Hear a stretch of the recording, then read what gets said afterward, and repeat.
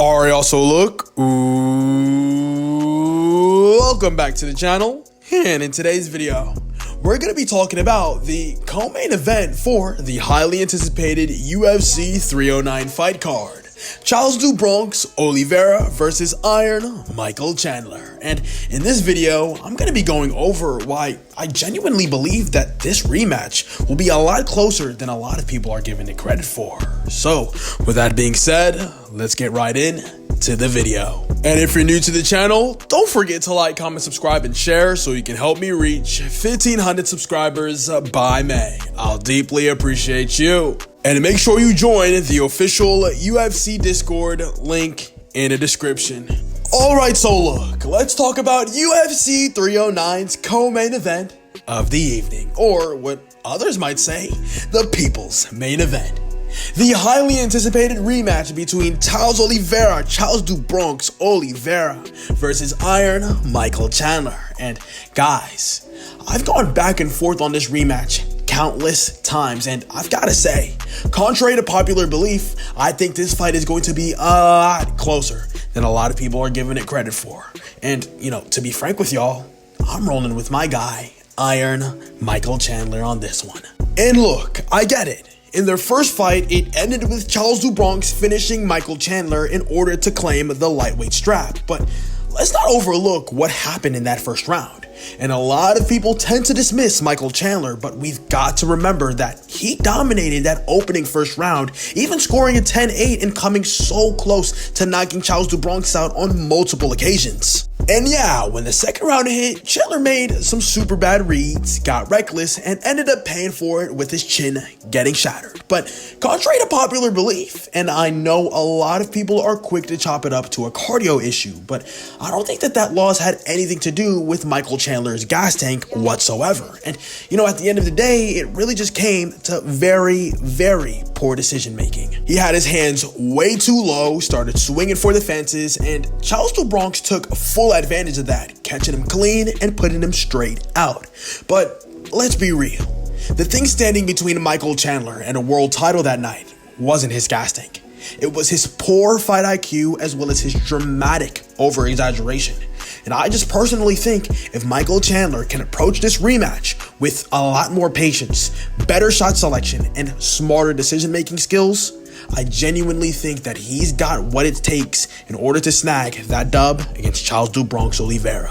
And look, I've got to admit that I'm not usually the one to bet on fighters returning off of stupidly long layoffs, but I just think that Michael Chandler's case is a lot different.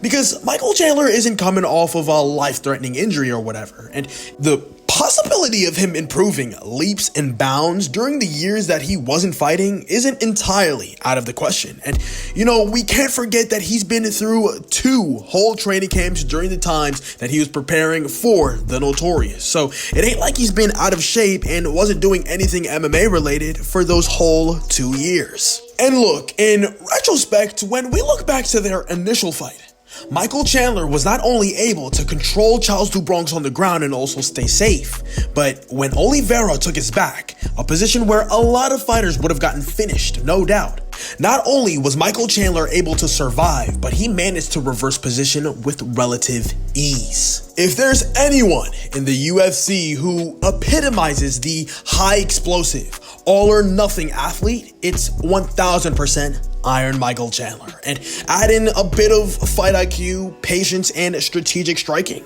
and we're possibly looking at a potential champion. And look, don't get me wrong, I'm a massive, die-hard Charles do Bronx Olivera fan, and you know, I genuinely hope that I'm wrong with this Hail Mary take, but Michael Chandler is coming into this bout with everything to prove. While Charles do Bronx has plenty of motivation as well, don't get me wrong, I just think that he's already been champion. He's already tasted that level of success, you know? And, you know, this fight just kind of feels like more of a clash of convictions than anything. And Michael Chandler's hunger might just carry him through to the very end. And I just think that that 2-year layoff, coupled in with the frustration of losing out on a Conor McGregor red Pantinoid payday, will have him coming in laser focused and not just ready to survive and kill, but ready to win.